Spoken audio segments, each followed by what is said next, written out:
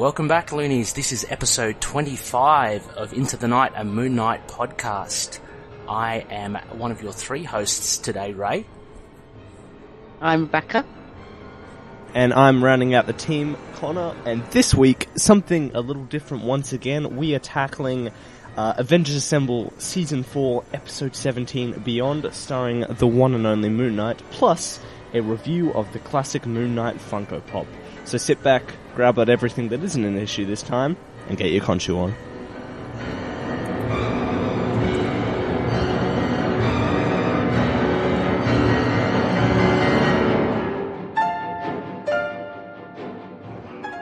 Yes, welcome back, Loonies. We are here for episode 25, and again, something a little different for this episode.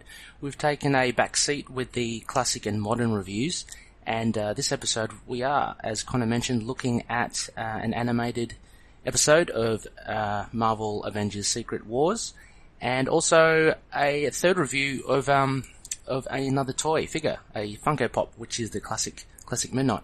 Before we get into that, how are we all? Welcome aboard again, Rebecca. How are you? I'm good.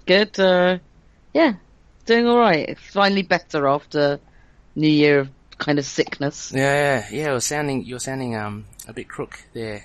But yeah, I've still got a bit of a lingering cough, but I'm generally at least feeling all right. Yeah, is it really cold over there? Oh, we always ask. Well, we had snow yesterday.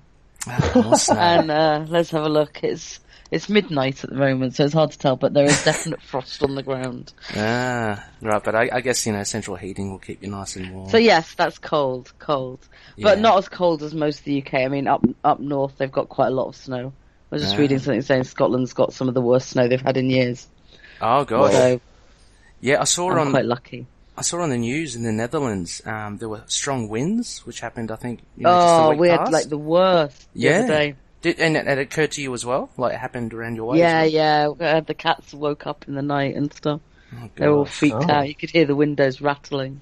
Yeah, I saw on one of the footage, a whole roof just blew off one of these Dutch houses. It was crazy. That would be cold. Yeah, very cold without a roof. And Connor, I guess, stark contrast. How are you this week? Hotter weather, I'm assuming. Yeah, well, same as Rebecca, but the exact opposite. It is bloody hot over here, but I still managed to get sick with the flu. So oh, no. We live in the life over here. Apart from that, it's been a good week. Yeah. And as I guess Connor and I, we always ask each other. Let's put it to you first, Rebecca. I guess any shining comic issues that you've been reading the past week? What's one that you could pick?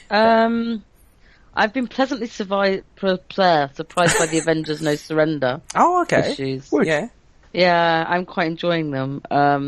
Much as I dislike weekly comics for the cost. Yeah, that put me off. Yeah. But I wanted to give it a go, and I'm so far, I'm in at the moment, in with it. Okay. Doctor Strange. Yeah. If you're not reading Doctor Strange since Donny Cates took over, you really should be. And it was good beforehand. So it was great. Yeah. It's just, I have to hold my hands up. Not a character I particularly love. Uh-huh. Don't hate him, just ambivalent about Doctor Strange. I only have room for one arrogant character in my life, and it's not Stephen. Yeah. But this is just, I love Loki, and he's in it, so that's some of the reason I bought it, and it's just so good. Yeah. Are there any? I've got it as well on my pile. I haven't read it yet, but are there any hints towards possible, like, the Damnation event, or is it alluding to that at all? I don't think we've got there yet. I think the next issue might. Okay. So far, it's very much been dynamics between Loki and Doctor Strange. Yeah, right. So, and very Loki's focused in on that. But I think we're getting there. Yeah. Because we're getting to some sort of resolution with that. So, yeah. I think very soon they're going to have to tie it up. Turn their attentions towards something else. And how about you, Connor? A pick of the week? What would your pick of the week be? Well, pick of the week, Rebecca's covered Doctor Strange, which is just amazing, up there with Black Bolt as like the top, but I'll probably give another big old shout out to All New Wolverine for probably being like probably my longest Marvel title on pull that's been consistently good. I think its current arc is probably its best. It's such a good time to jump on, even if you just hit the first issue of this arc. I think it was... I'll pull up the issue in a sec, but yeah, I just love it. I think Tom Taylor's got the perfect voice for Laura. She's always been like one of my favorite characters, along with Kate. Hawkeye's been great as well, so yeah, it's been a good Dakin's time. been pretty hot too. Who's that? I have liked Dakin. Oh, Dakin. I Right. like him. More in this series than I have anywhere else. He's never Right, actually been a exactly. character I liked, but now it's like, Yeah. cool. Yeah, he's cool in this. Yeah, oh cool. Excellent. Yeah, haven't read it. It was a pretty lean week, I think, for weekly pulls. So I haven't actually been to the local comic store yet. I've got Doctor Strange on the tablet, but haven't read him yet. So I've been catching up with stuff I've borrowed from the library, and one I'm really enjoying at the moment is Black Science from Image. It's volume 2. Have either of you read that, or? No, I have No, I've several got it issues. sitting there. Oh, okay. Well, it is pretty fun, and it's worth cracking open. It's quite different, but it's the I guess very simple premise of it's kind of like Quantum Leap, I guess, Rebecca. I like Quantum. Yeah, in the need to sense that watch they've got they've got this machine that will time jump them somewhere, but that they're trying to find their way home, and that it time jumps in different sporadically. So like it might time jump in 3 hours, it might time jump in a week. So they're stuck at a place for a certain amount of time, and they just have to survive, I guess, until the next jump. And it's it's pretty cool. A lot of characters. Rick Remender, he really fleshes out the characters, and so there's a lot of dynamics between them. But yeah, no, it's that's what I've been reading so far. Volume 2 in the trades. It's it's pretty good, pretty cool. Cool. Yeah. So also I've been reading Loki Agents of Asgard for Loki goodness, and it is fantastic. I've hit the end of the second volume.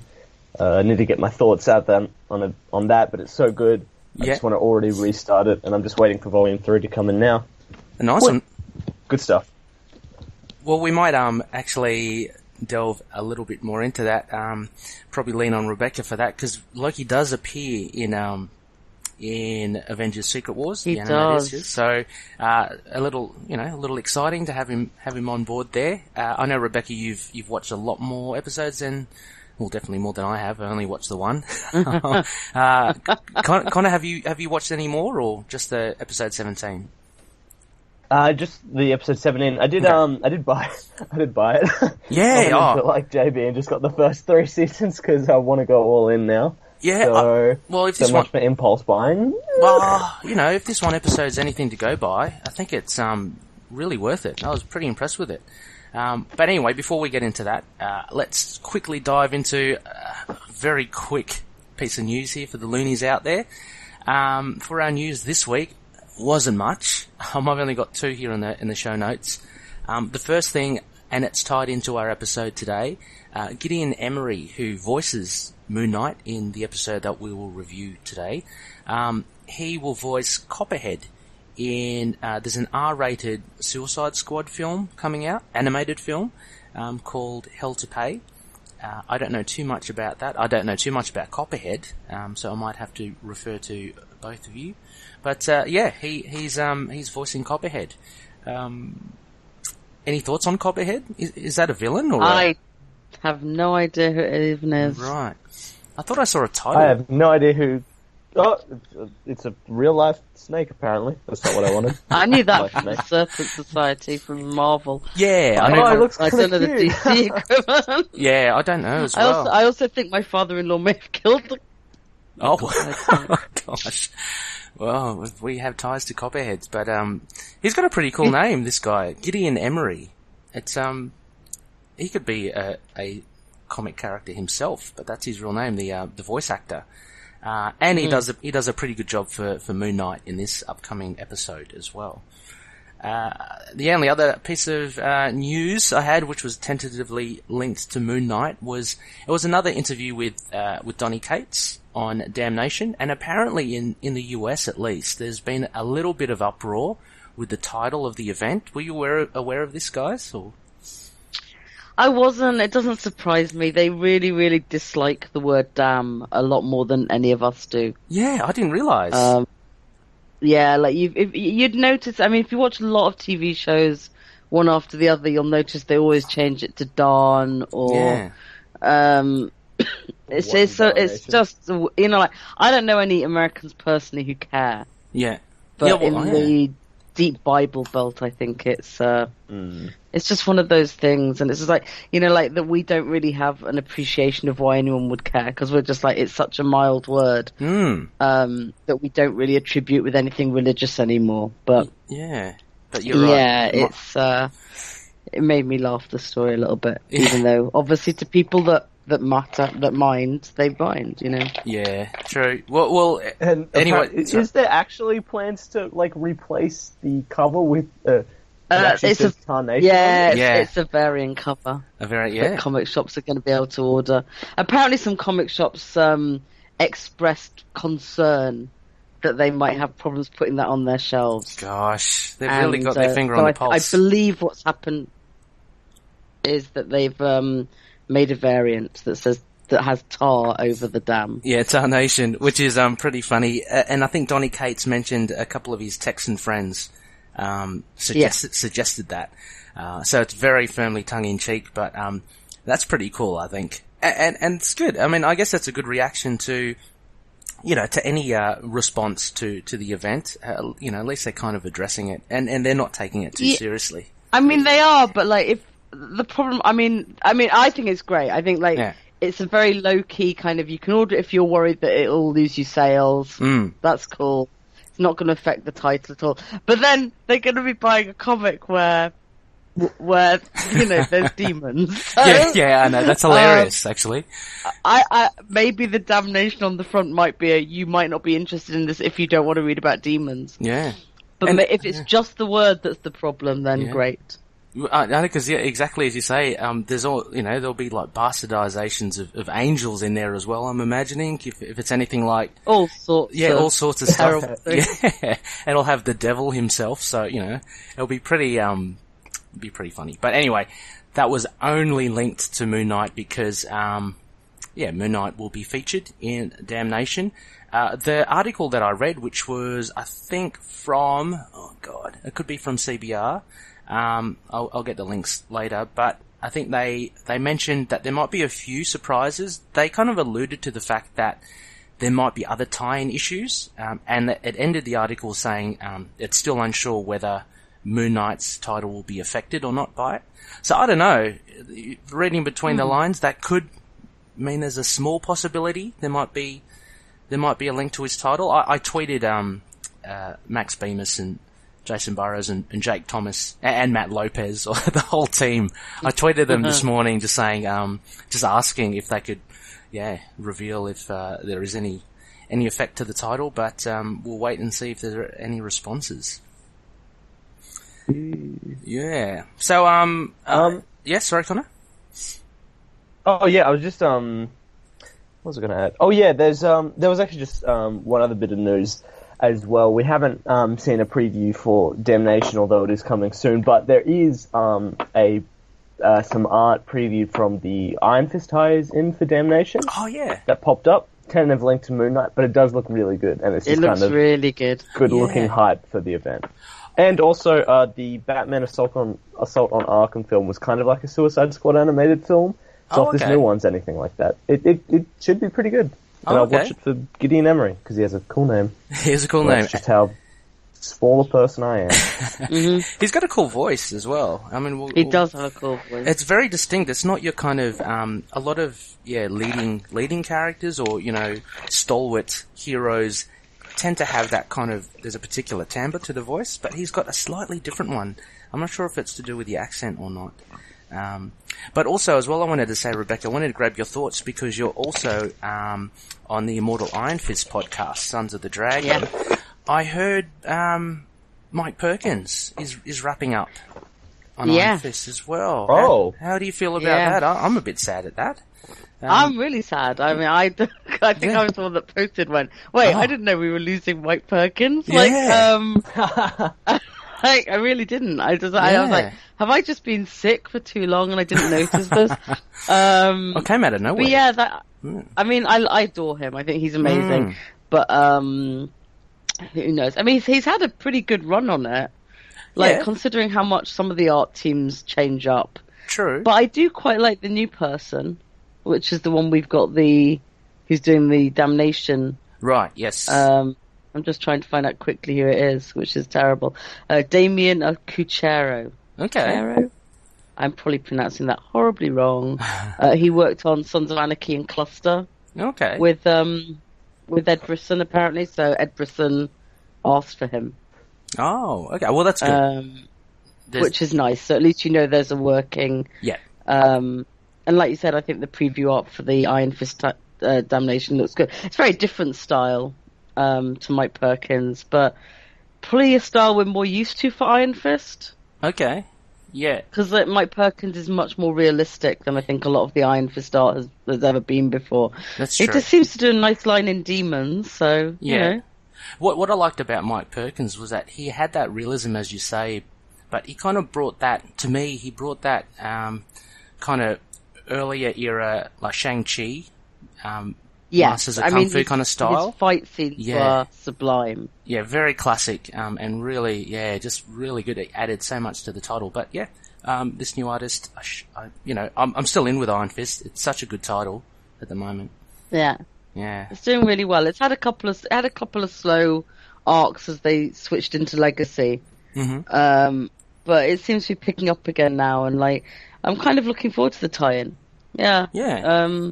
Which usually is not something I'd usually say, because I guess this time around, so many of the tie-ins I'm getting already, because I'm already getting Iron Fist and Doctor Strange.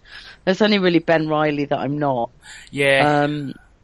I might get that as a digital, just to. I might. I can't decide, because one part of me is like, well, I'll probably buy the trade, and the trade will have them all in together. That's true. And then when you buy the trade, that can be like the little bonus bits that. At least that'll be something new. But then, yeah, that's true. And plus the Johnny Blaze one-off. But then the other part of me is like, well, I'm already buying all the other ones. If it's just a case of 3 more comics to get the whole lot. Yeah. I don't know. I haven't decided yet. And it would be really annoying if they just refer, to the issues. Like, what happened with Ben Reilly? It's like, what? Yeah. And I think the Ben Reilly ones, the only reason I think they might end up being important is that he's in Las Vegas at the moment. Yeah. So that's almost certainly why his tie-in. Yeah, relevance through geography. That's yeah. Yeah. And then, I mean, it's not, because it's nice they haven't left him out. That's true. Because, like in the past, I'm sure we've had events that have happened where heroes have been and they've not been part of them. Yes, so. you would ask the question if, exactly. Yeah, you'd be going, well, where the hell is the Scarlet Spider? Yeah, exactly. He's just gone to sleep for this, That's right. Yeah, he could have easily, bundle up those criminals, because he was, exactly. Well, he could have given us a hand, Yeah, true.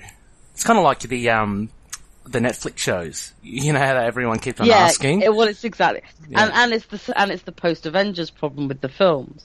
Yeah, it's like the minute they've met and worked together, why would they ever not give each other a ring? Yeah. That's right. You get, which I think they tackled all right with Iron Man 3 and Cap. Yeah. Too.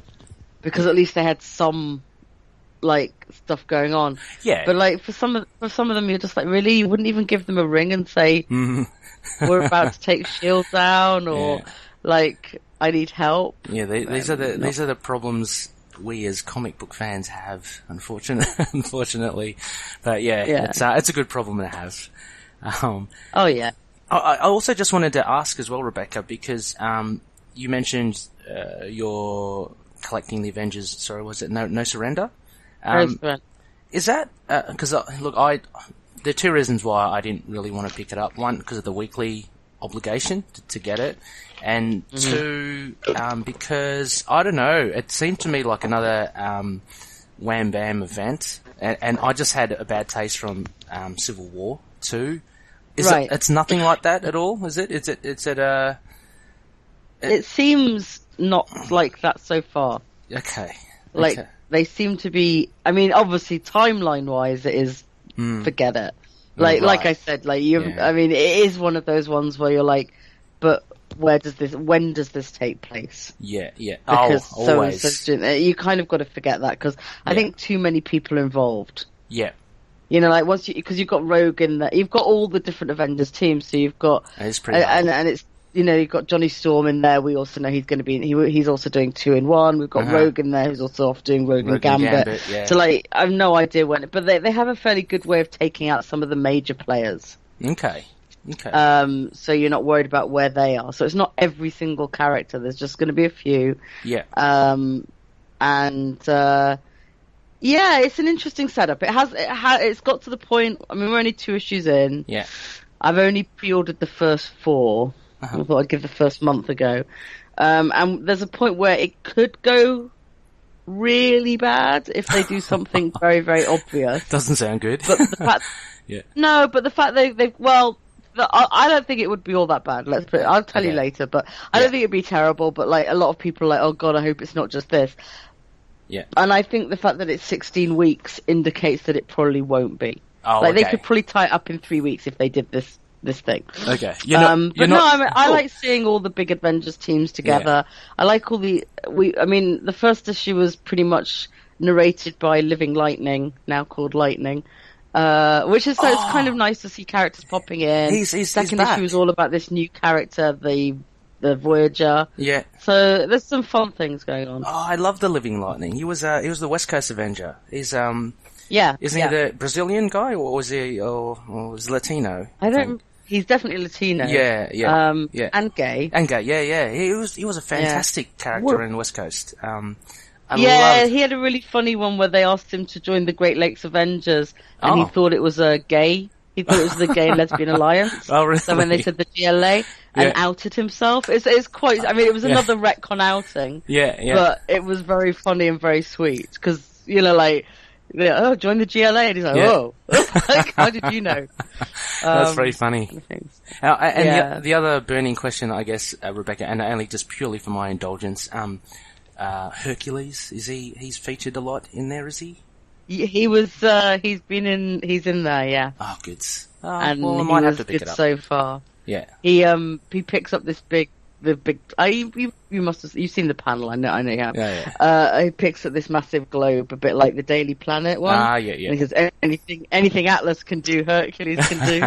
It's very cute. Lovely. Oh, well, Do you think it'll live up to the name, or will the Avengers surrender? That's my big burning query. Oh my god, I think they will not surrender. Even if they feel they should. It's amazing. And it's tied into the title. I know. That's crazy. Okay, cool. Well, that sounds really good. So, Loonies, look, there's the big things happening in the Marvel Universe at the moment, not just in Moon Knight's realm, but, Avengers sounds interesting, actually. I might have to give it a go. I think I will try to pick it up after this as well. Yeah. Well, guys, I think we'll have to keep this train moving. How about we go, over the moon?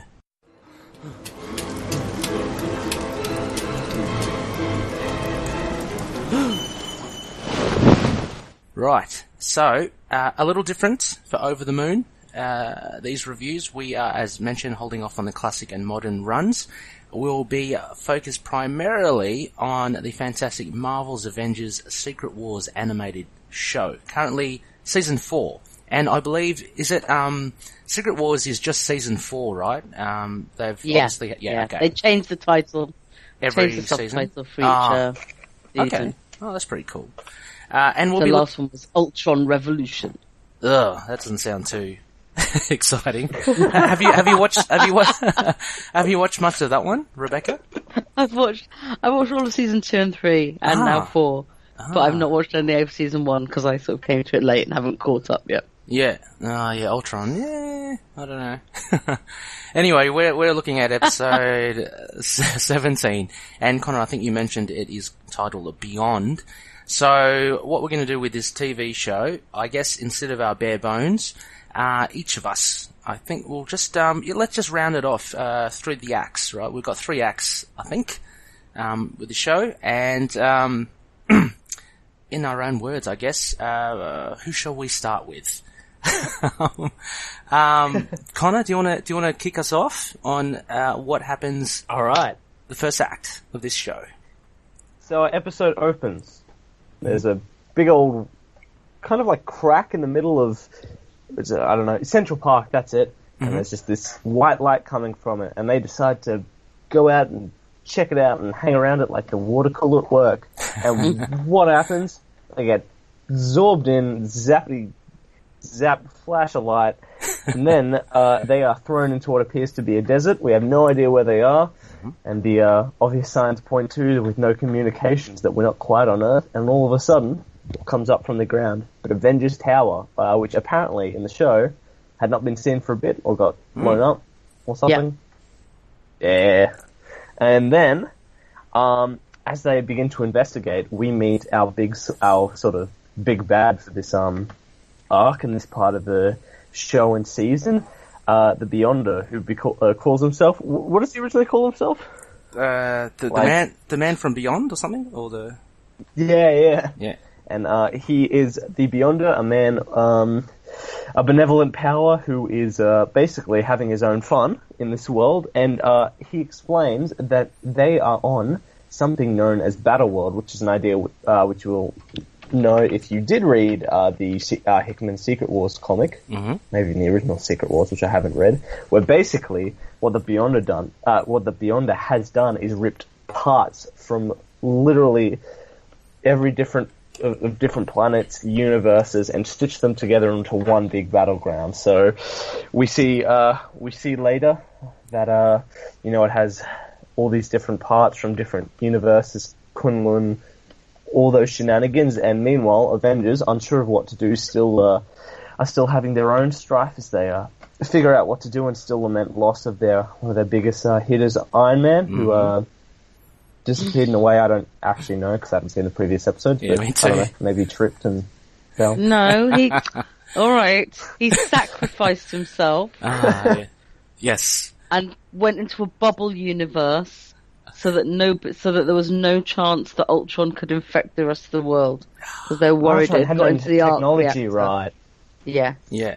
And there was a very sad moment of hands touching glass panes and going, "No, Tony!" But at the beginning of this series, you find out that he'd been able to talk to them, but they lose contact in episode 1. Oh, okay. Oh. So they've not been able to talk to him for like 16 episodes of sadness. That's a good stint, yeah.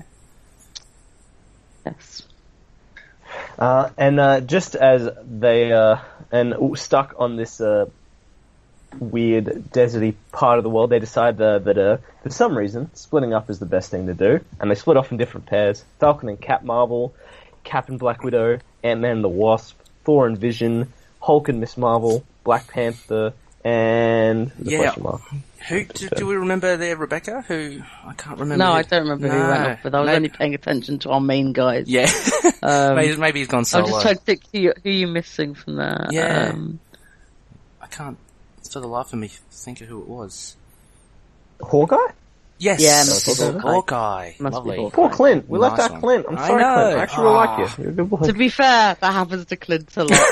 yeah, that's true. We're just proliferating the poor guy's suffering. Exactly. We're being consistent. Part of the problem now. We're being consistent. Yep. So that's Hawkeye. Yep. Oh yeah, and the startling realization comes as everyone leaves that they are also trapped in a dome with no actual way out, and that leads us to the next act, which leads us to discovering our sort of bigger plot point for this episode. And I just want to say, in Act 1, that is my first introduction to all these characters, and almost as a jumping on point. I love all of them. I think they get all these characters really well. Miss Marvel's a lot of fun. For sure. We don't see a lot of Clint, but Rebecca has told me he's fantastic, which is great. It's great. Cap's fun. The interaction with the Beyonders all fun. It's I love Ant-Man and Wasp as well. I like them as a team. Yeah, so. they do a really good job of the characterization, even when some of the stories are all over the place. And that's one of the things I like about the cartoon. Is it's different from either the films or some of the comics now. Yeah, and there's a sort of joy behind it.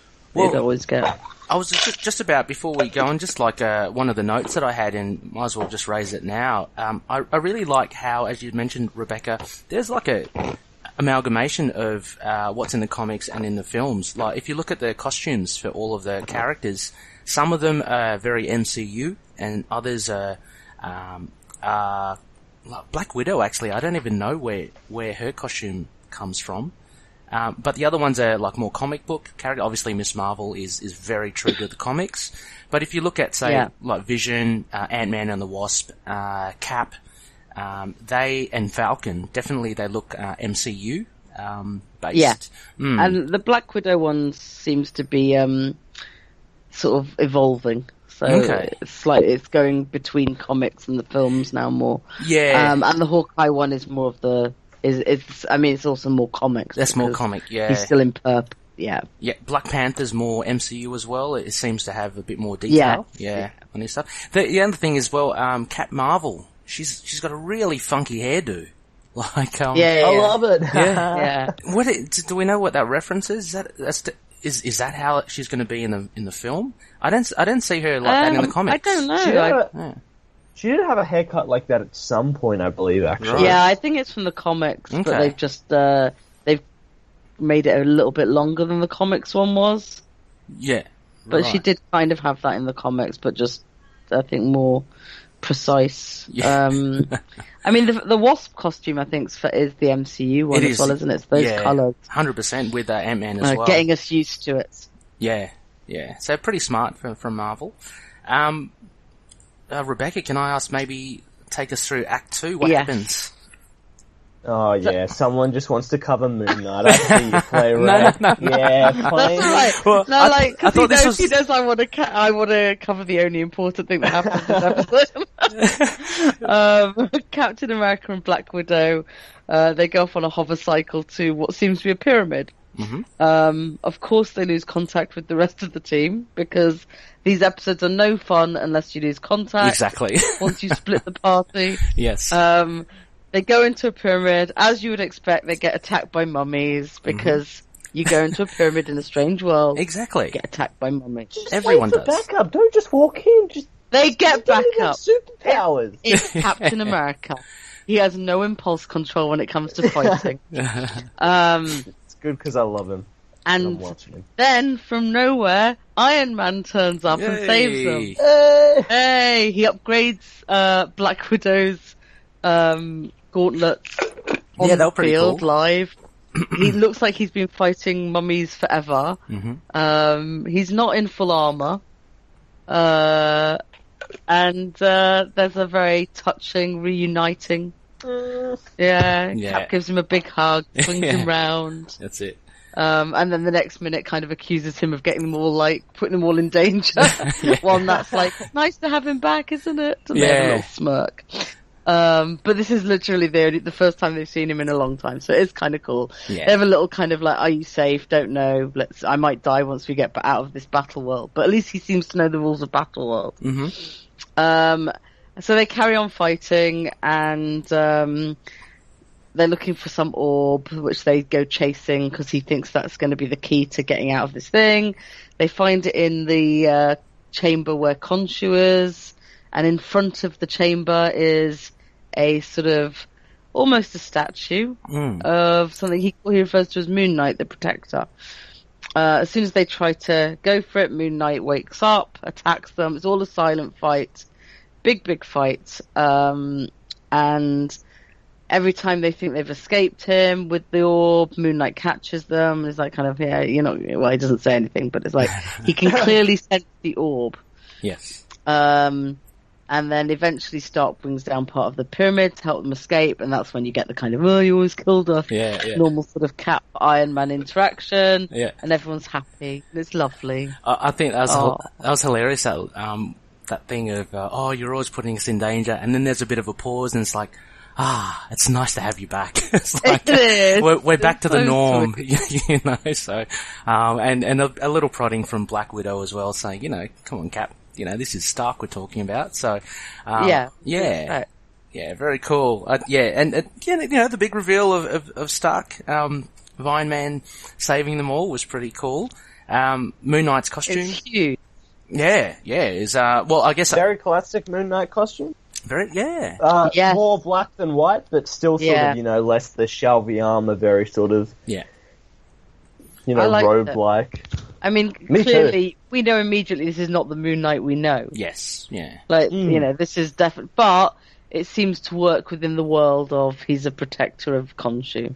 Yeah, he's very spectral here, being able to, like, show up as well, which sort of suits the old costume look as well. Yeah. And he's also a lot stronger here as well. You can tell immediately, like, he goes head-to-head with, you know, big super soldier Cap better than he could in the comics. Yeah. So obviously he's got a bit more weight behind him. Yeah, which makes you kind of wonder whether it's more like the Volume 2 Moon Knight as well, where he may be powered by the moon, or, you know, somehow increased agility and dexterity, because he's leaping and he's quicker than Black Widow, and he takes on Iron Man, Cap, and Black Widow by himself, and he does a pretty good job as well. So he definitely holds his own. I mean, they're clearly running from him. They think they need. We see the crescent darts. We got the truncheons, which he then connects to a staff. As well. That's very cool. This big. There is cool weaponry in there. Yeah, very cool. And some of the moves I do like. Some of the choreography with you know, in the animated series. I can't say that I usually look at that, but there are some pretty cool moves that Black Widow and Moon Knight do when they do fight. So yeah, hats off to whoever designed that fight scene. So, I guess quickly just to round off the synopsis in Act 3 then. So as Rebecca said, they are outside of the pyramid. They think they've escaped Moon Knight. And then, again, this is not the Moon Knight we know. They look up, and on top of the pyramid, on the back of a Sphinx, I think it looks like, Moon Knight's there to charge at them once again. And then you get more mummies, more fighting. There's a big rumble outside. Iron Man's trying to get away to Marsha, which, we don't know yet what that is, but he actually leaves Cap and Black Widow to fight the mummies and Moon Knight and the Sphinx, and, they wonder what's happening. You know, soon he actually arrives, Tony Stark, with Marsha. It turns out to be a truck.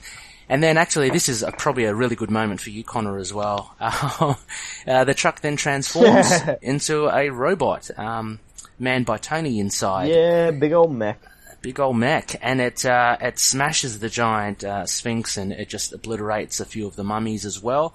In the melee, we see Moon Knight, who again is just so elusive and quite strong, holding his own, trying to get that orb from them, and it's almost like a game of, football or tag.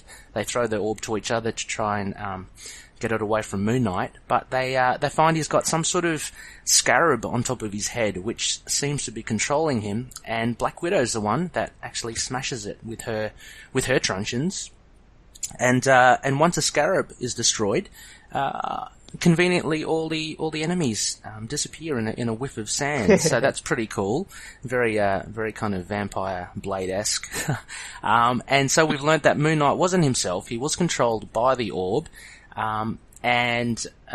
So they all have a bit of a truce, and Cap, you know, says we could use another soldier on the team, which actually my eyes lit up at that stage as well, going, oh yes. Me too. I was like, go on, take it. Yeah, please do. But he mentions that he's got some duties to carry out, with the pyramid and stay there. And to round things off, Cap gives the orb back to Tony Stark and said, look here, we've got it back to you without a scratch. And Tony then nonchalantly just smashes it, leaving the others agape. And he pulls out like what seems to be, I think, a little bit of a tech device.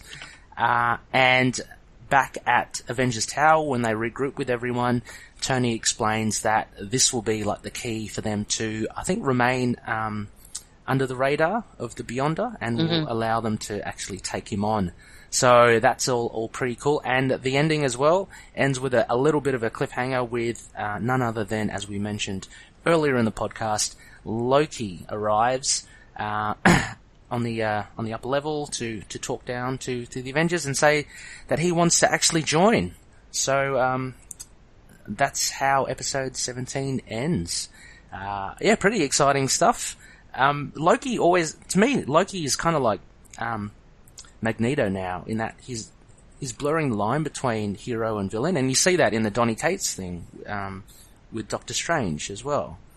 That's pretty much the setup of Loki, Agent of Asgard. Is that that transition from him being?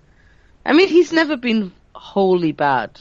Well, although he's had moments of evil, but Agent of Asgard really sets him on a different journey. Okay, yeah. I mean, let's not deny he's liked by a lot of comic readers and fans, and Tom Hiddleston really made inroads with Loki on the film, like to actually garner a bit of empathy with him as a character. So he's proven to be quite popular. But so that rounds out that story, guys. Now, I guess we can pick and choose some main aspects to the story. Connor, would I be able to ask you, what would the first one be? Well, I want to open with this episode. I suppose he makes almost a bigger return as the biggest star of this episode than our old Moony boy. Yes. I really love Tony Stark in this. Tony Stark is a favourite character here. He's the right amount of lovable and cocky, and he kind of does his own things, a bit of a piece of shit, not telling anyone what he does, but he always has the answer. He's nowhere near sort of as, sort of angsty as he currently is in the MCU. So it's this nice balance that I love. It's real good. Yeah, I really... He's great. His voice actor's great. The voice actor, yeah, exactly. I was about to say, he nails the Robert Downey Jr. voice. And the way he delivers the lines as well is very Robert Downey Jr.-esque, which is really cool. So it's quite comforting, I think, to have, actually when he revealed, to have him back as well.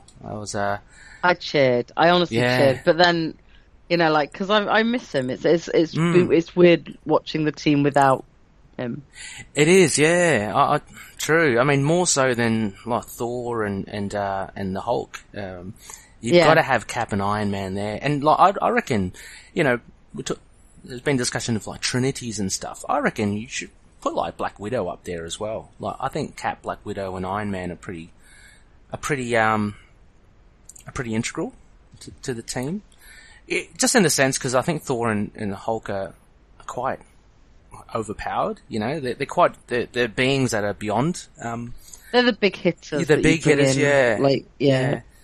I don't know. I just veer away from the Trinity. I don't think there is one for Marvel. Oh yeah, no, for sure. There's no comparison with that of DC, but But having said that, for this particular episode, seeing those three together, exactly. There is something about that. Their personalities go together very well. Like either Black Widow or Clint, like as the third. Because like with Widow, you get that kind of like it's not slightly unemotional but emotional. Yeah. She's very loyal to them all, but she'll never show it, and it's kind of what both Cap and Tony need sometimes. Yeah. Is that sort of kick to like, let's just get on and do this. Like, stop with your bickering. Well, in the same way as Clint would just add to the bickering, but it depends what mood you're in. Yeah.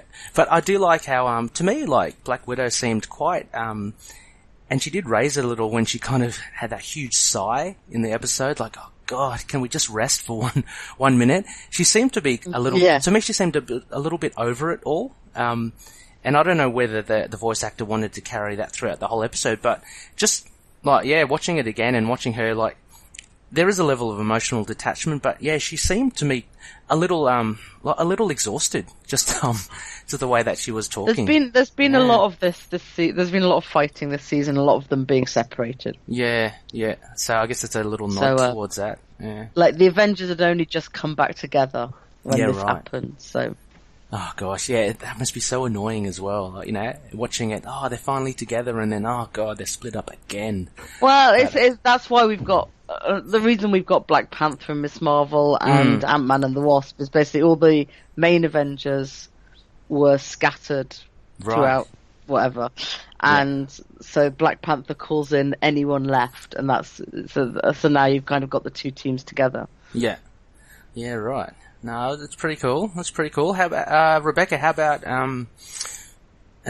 what were the other main aspect from this episode you take from? I guess Loki coming in at the end is pretty huge.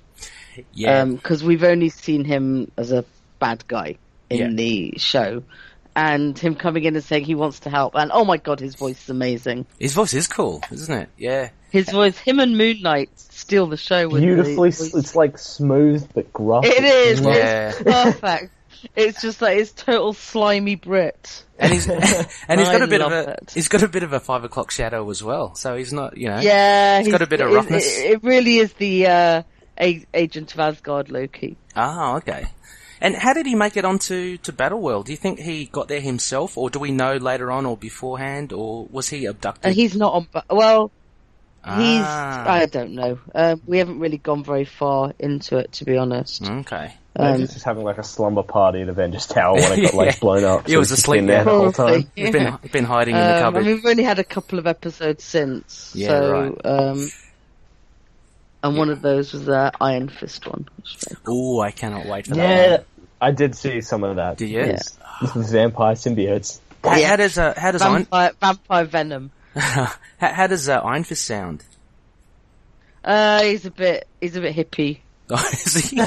Oh no. He's a bit hippie. He's a bit teenage hippie in this. Oh, okay.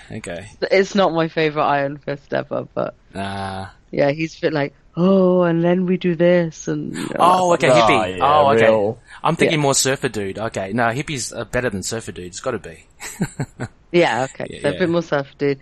But no, I think so. So Loki coming in's cool. Mm-hmm. It's another plot point. This episode really is the start of probably why the season's called Secret Wars as well, right? Which is another cool aspect to it. Yeah, is because each of the seasons, I mean, like Ultron Revolution didn't really have that much to do with Ultron until probably about halfway through. Same with this. So, and it's kind of, I love Secret Wars, so it's kind of cool to see Battleworld there. And no, well, I mean that was one of my aspects actually. I just wanted to talk about Battleworld, which is really cool, and as you mentioned from the comics, it's such an enjoyable thing, and I love how you get a glimpse of it with their holographic display of how there are little, I guess, provinces now in Battleworld. Yeah. Which we'll, I guess, as a viewer, okay, this is where we'll be heading to, and I just love that aspect.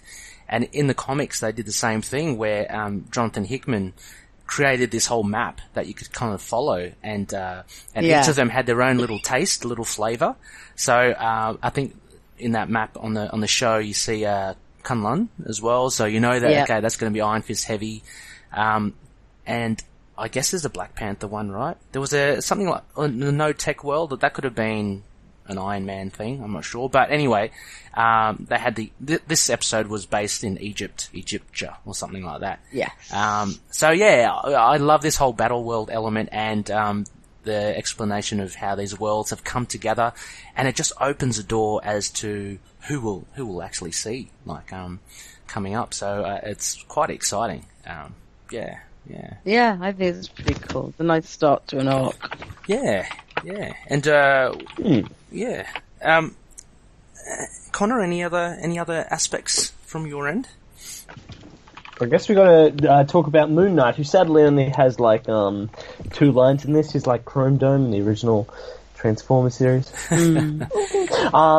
Like his voice is fantastic, but obviously it works for the episode because he really is this like mind-controlled, incredibly powerful spectral figure, which works really well. He's really powerful and posing. Yep. Especially in like the second act inside the temple, that was great. We see him move out. He's riding like a Chimera Sphinx thing, which was a interesting choice. But once again, he's still really cool there. And just his voice, like it's a really good choice. It is. I was worried they didn't go for that comedic. comedic. Weird, yeah. They didn't, yeah. Yeah, they didn't once again try the comedic tone of Ultimate Spider-Man, which I was worried they were going to do. Oh yeah, They actually, way obviously too dark. really wanted someone to sell this. Yeah, way too gravelly. I mean, it was just right, I think. I mean, it has obviously a level of seriousness, but you don't. Yeah, it's not. It's not like I'm Batman kind of thing. It's yeah, it was really good. And as Rebecca mentioned as well, very different Moon Knight from what we're used to as well. I mean, again, he's been controlled, but it seems his whole history and premise, to me, actually, it didn't really make sense. Okay, he got the scarab off his head and he was back to normal. Why wouldn't he want to, I know he's a lone wolf, but why wouldn't he want to team up with the Avengers? Why did he feel compelled to stay at the pyramid? I mean, he's on Battleworld just like everyone else. I mean, maybe he doesn't know who the hell the Avengers are. Yeah, true. I think it was a Khonshu thing, wasn't it? Like, he wanted to stay with the temple because it was Khonshu's temple. So. Okay. I believe that was the reasoning. Also, he has been in the Avengers Assemble show previously, actually. When I first went searching for his voice last week, I actually found a page that I've now lost. Let me just quickly vamp the time and pull it up by saying that a new market for clothing could be Moon Nighties. There we go. Get that one in your heads. That's like a real untapped market. Not find this bloody link, but yeah, he was actually in season 2. I'll find the correlating episode in a sec. But, yeah, I wonder I think. Sorry, I was just thinking while you're looking for that, I just wonder whether in those other episodes, as you mentioned, if he's more of the standard Moon Knight. I mean, are we looking at the Moon Knight here at the desert in the pyramid? Is he from another world where, because possibly, yeah, because, I think so. Yeah, because to me, I thought it would be like, I would be more like I'm New York based. What am I doing on this weird world?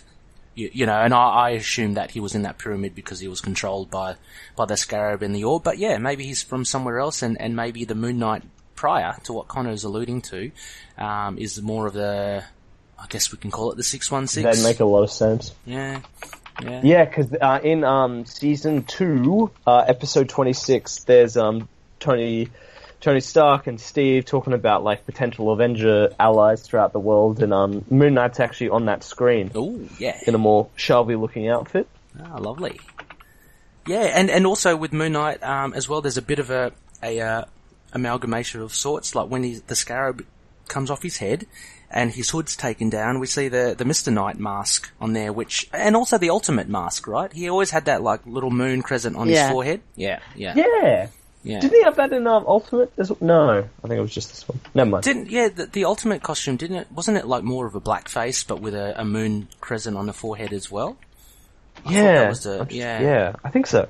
So, a bit of a nod towards all these kind of little Moon Knight references. But, Moon Knight it was cool. I was quite satisfied with his, appearance in this episode. It was very well contained. That's all, I guess. Yeah, I thought it worked pretty well. And it's good to see that he wasn't just, trounced by the Avengers, that, he had a bit of flair, had a bit of, bit of skill behind him. So that was good. Rebecca, any other, elements of the show worth raising? Not necessarily. I think we've covered the main ones. Yeah. Yeah, I can't think of anything. Just the last one I was thinking was just, I guess the appearance of the Beyonder himself. Yeah. Very. He looked pretty cool. He looked very cool, very different from the classic. I'm used to the classic. I was like, at first I was like, oh, is this going to be Moon Knight? Theoretically, could have been, given the colour sort of. He looked a bit, who he did like? Yeah. He looked like, our new guy in the comic, Patient 86. Oh, the Sun King. Yeah. Well, for a split second, I thought it was actually Tony Stark. Like, for just a flash when he walks in. Could have been as well. Yeah. I thought, he's back, but he seemed quite relaxed and, very different from the comic. From what I remember from the comics, no facial hair. Had a bit more of a, as Tony Stark alludes to, a bit more of a, what was it? A rock star vibe or something? The Beyonder. Yeah. Because he was in a jumpsuit. He's still in a jumpsuit. He he's pulling the strings at the moment. So the big thing, as we mentioned, I guess this really, as you say, Rebecca, kicks off the Secret Wars in this animated series, and instrumental to that, obviously, is the Beyonder. So he's the big bad, and it'll be exciting to see all the Avengers and Loki, and who knows down the track, all coming up against the Beyonder. Have we seen, Rebecca, you know this more than us, have we seen Dr. Doom anywhere? Not yet. Pop up? I don't think. Not this season. I don't remember if we've seen him before. I don't know if they cross over to the ones they can't use in the MCU. Oh, of course. The Fantastic Four wouldn't be here as well, would they? Yeah, I don't think so. Oh, you're right, of course. I was just pointing towards, I guess, because in the comics, Dr. Doom has a huge role in taking on the Beyonder, at least. Of course. So, but you're totally right. The copyrights and all that will prevent that. So, okay. Well, do we have any notes? I've got a couple I'd like to kick off, just little references. First one, Connor and I, we mentioned the Chimera that Moon Knight was on. The reason why I call it the Sphinx now is that I like the little nod to the nose falling off when Marsha smashes the Sphinx and it's down for the count. Marsha knocks off the nose. And so I thought, that's kind of the Sphinx. I thought that was a nice little nod there. And also just the humor. I do like, as we mentioned, when Tony Stark nonchalantly just destroys the orb, and just the looks on Cap and Black Widow's face was hilarious, as well as when he put the alarm on Marsha with the little beep beep. I thought that was pretty funny as well. Any little notes off the top of your heads, guys? Not really. I liked Cap's upgraded suit. I always loved the really sort of more metallic armlet. I know plenty of people don't like those looks, especially when it came to like Vengeance of the Moon Knight later, but I always loved that. Yeah. It looks cool. Oh, sorry, Connor. Black Widow's cool, upgraded swing things.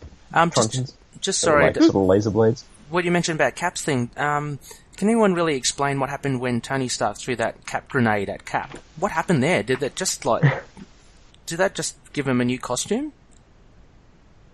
Probably. It must get explained later, or I don't think it's been explained. Yeah, I don't know if it's been explained, but yeah, I mean, he upgraded Black Widow, so I'm guessing he'd been on Tech World working with tech, and thought, ooh, and of course he was thinking about Cap. Yeah, and worked out a way to do these things. But the Black Widow's one was very obvious. They were really cool gauntlets, and she had these kind of like sword things or blade things, energy blades. Cap's thing, I was waiting to see that. I don't know if he had any little bells and whistles on the costume once Tony Stark threw that thing at him. But it's not really. Didn't seem to. Yeah. No, I thought maybe a holographic or energy shield or something, but that didn't happen. Also liked how Cap actually used his shield to slide down the sand dunes. I thought that was a nice touch. Oh, that was amazing. Yeah, it's just those little details I think that the writers put in that really kind of, I think really add to it as well. You'll definitely have seen, like, this is kind of like, oh, sorry, did I cut you off there? No. Sorry. I was just saying, like, you'll definitely have seen, like, there are better, like, structural, like, story in this. You've probably seen this in other, cartoons if you watch them for, enough of them. But I think just the way they get the characters right and all, you're right, just the little touches. Like, if you, like, we went through the acts, like, it's not exactly a complicated story. No. And I don't imagine, like, many of the others are, but this, getting those characters right is just... That's right, yeah. Just what you, like, come here for, and what makes this show sort of, what makes you want to keep returning to the show. Yeah, and I think that's what Marvel does. They really do pay attention to just those little things, whether they be little references or nods or just like little, like non-important things, but it all adds up. It all kind of gives depth to the characters and to the story. It kind of makes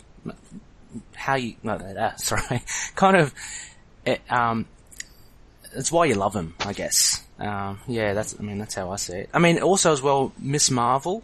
What did you guys think of her depiction? I think she was great. I didn't really actually... Oh, she's I love her in it. Yeah, I didn't expect her to be. Is she in a lot of other episodes, Rebecca? Yeah. I think they first came in Series 3. They have all the kids. Oh, nice one. Let them have a little wander around Avengers Tower and stuff. Yeah. And it's pretty cool. And there's lots of jokes about babysitting and like.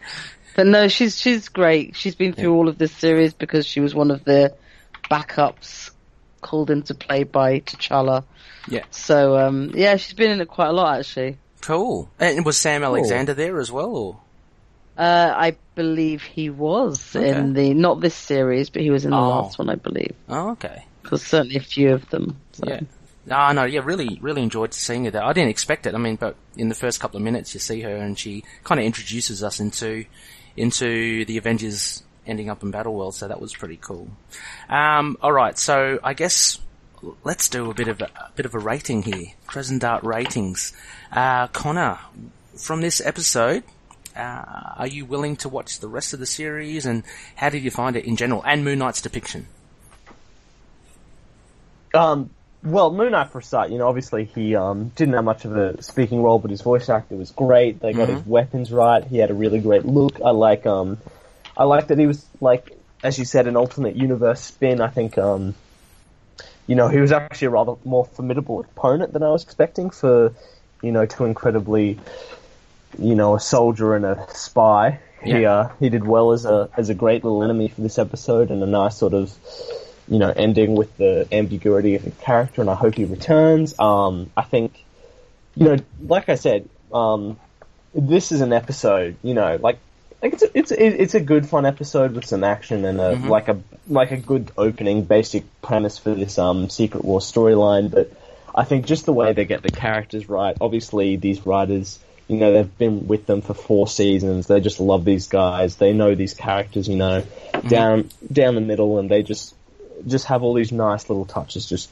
that just make it so worth watching. So I definitely am going to go back. I think Rebecca can vouch for how good the show's been when it comes to all that and checking it out with the characters. So I'm definitely all on board. I suppose for a rating, I'd probably give it a 3.5, 4 out of 5 Crescent Darts. Nice one. It's pretty decent. Deserving of that just for the quality of the characters and a pretty good story. So yeah. Pretty decent rating. Yeah. And how about you, Rebecca? What would you give this episode? Yeah, I'm definitely on I'd give this one a 4. It's definitely one of the standout ones of the series so far. Oh, okay. Which is nice for Moon Knight. Yeah. I think it's like I said, totally different depiction of Moon Knight, but one that works as well. Yeah, yeah.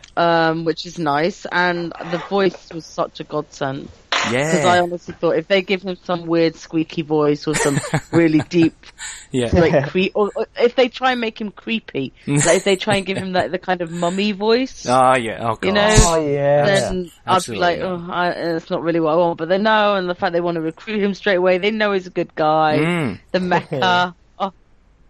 The Marsha. Marsha. Beat still my heart. Yeah. And having Tony back, I thought it was a really good episode. Yeah, I love it. Yeah, awesome. Yeah, I'd give it a 4 out of 5 Crescent Darts as well. I really enjoyed it. I was a bit hesitant as to whether or not this animated series would be, not to take anything away from it, but would be similar to like the Ultimate Spider-Man episode that we reviewed earlier, Connor, which was fun, but to me it was a little angled more towards the like the younger audience. So I was worried that this would be definitely more of a children's one. Yeah, but this one was like, I was surprised. Like, this is exactly like similar to the Earth's Mightiest Heroes, which I loved before. It just has a little bit more something for the fans and stuff. So I really enjoyed it. 4 stars, I thought, as well. And things that there were genuine surprises there, like the like Marsha. I did not. I don't know about you guys. I didn't expect a Transformer. Mech robot to be. Or a Sphinx. Yeah, Moon Knight and the Sphinx. And I loved Moon Knight in it as well. Exactly as you say, Rebecca and Connor. The depiction was really spot on, and happy to have it to be a slight difference to, the Moon Knight that we're used to. I just loved it how he kicked ass as well. He was no slouch. And just having that collection of all these heroes, it's just so fun to have them all together. It's kind of why we love the MCU movies when they all kind of get together, and it's just fun to see them all here together as well. Looking forward to, and this is how they get you, I guess, looking forward to the other episodes as to how the other team-ups go, wherever they go. Yeah, exactly how they do it. Yeah, so... I will tell you this. Loki gets a very cool line in the next episode. That's definitely does he? Okay. Oh, I'm gonna have to watch it for sure. But yeah, 4. So I think round out average more or less 4 crescent darts from all of us, right? Connor, yeah, really good. So Loonies, if you were on the fence as to whether to watch it or not, we definitely recommend this for you. 4 crescent darts each. Now, Rebecca, I know that you're on a time constraint here as well, so I'm just I'm thinking Connor as well. There's actually scope. We can actually do the Funko another episode if you don't mind, Connor. I don't know if you. Yeah, by all means. Yeah. This is a nice episode. We covered a good chunk on that mighty fine episode. So. Exactly, and I just wanted to kind of round it out with with Rebecca here as well. It's been really nice, Rebecca, discussing this show. It's so much fun. It's actually it's definitely a lot more fun. Just kind of not picking apart, but just going through the show between yourself and Connor. It's really good. So I think it's a good time to just stop that. And like I said, Connor, I'll speak to you later. There's a bit of scope to add the Funko Pop review. So Loonies, if you haven't got your Funko Popped, there's a bit more time as well, and we'll review that. I know we've been putting it off for a few episodes now, but we got this really awesome, and we have this awesome animated episode that just dropped on our laps, so we just had to do it. Well, I guess we can wrap it up. Connor, what do we have next phase? So we slotted in the episode review here, so we'll be heading back next week, next phase, to tackle that, smash out that final departing issue for Moon Knight in Defenders Volume 1, Issue 51, and the big finale to Resurrection War, Moon Knight Volume 3, Issue 4, Resurrection War, Phase 4, Full Moon. So some goodbyes there before we head on to the next part of the series. And then the week after that, we'll be having big old issue 192. Yeah, that should be good. 191. So we'll do of the new run. Yeah, we'll do an episode dedicated to that. The latest run, we always focus primarily on that, so that should be a lot of fun to do. As well, and we've got a few things cooking on the back burner as well. Spectre Call, just like to share. Thanks once again, Rebecca, for joining us. I know that you're still kind of just Rebecca. Always a pleasure. It's always so much fun to. I heard you recently on the Defenders podcast, which is a great episode. It was a great episode. Yeah, so I just wanted to shout that out. That's hosted by Claire, and you covered the last 2 episodes of Netflix's The Punisher, right? So you've just rounded that off. So you can find that on any podcast catcher. And they have a bit of a break, I think, and then they're going to cover... before Jessica Jones. Jessica Jones in March, which would be cool. That's closer than I think, actually. Yeah, just around the corner. It's 8th of March. Oh, which means Black Panther is so much more closer as well. Oh, I don't know. When's it come out? I can buy my tickets on Friday, apparently. Whoa. When does that come out for you in the UK? 13th of February. Okay, 15th over here. So. I believe we may be the first country that gets it. Oh, heck yeah. yeah. That's awesome. So there's plenty to look forward to. Thank you once again, Loonies, for listening to us. Connor, where can they find us? Where can they find us? We are slowly invading the internet. You can find us on our website, most of all. That's where we'll post all the updates for the episodes, where you can find the episodes, all the information for the show at intothenightpodcast.wordpress.com. You can email us anytime at moonknightpodcast@gmail.com. Our Twitter is at ITKMoonnight. Our Facebook page, facebook.com/ITKMoonnight. Likewise, plenty of updates there. All the latest drops for the show. We have a fantastic group. It's always just going about with plenty of talk, just about Moon Knight, with Facebook.com/groups/Into the Night. The group's called Into the Night, a Moon Knight fan base. You can find us on Instagram, Tumblr, YouTube. We're now on Spotify, iHeartRadio, Google Play. Basically any podcast, catch us. Hopefully, just search Into the Night, a Moon Knight podcast, and we should be there. I think we're heading over to Libsyn now too, which will be a new hosting service that should be a lot easier to get our episodes and everything a part of that. So that's something to look forward to. And yeah, for sure. It's there might be a bit of a teething process to get across, but we're pretty much across there now. It just opens a lot more doors to where we can get our feelers across. So try to expand the audience base. But thanks so much, Loonies, for sticking with us.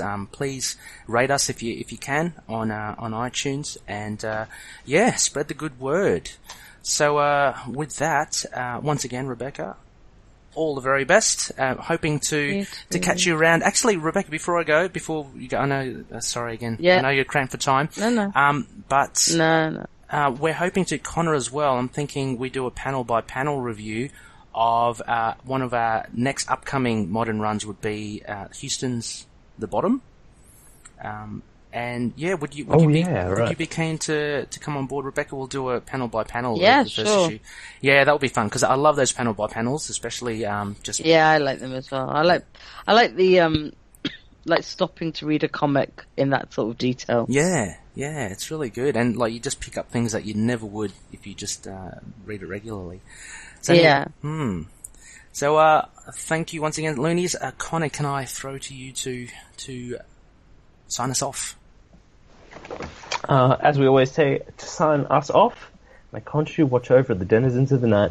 Goodbye! See you later. Hooray! Moon Knight and affiliated characters, stories and events are properties of Marvel Characters Incorporated.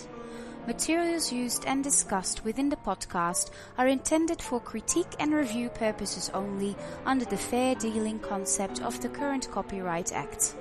The views, information, or opinions expressed during the podcast are solely those of the individuals involved and do not necessarily represent those of the copyright owners.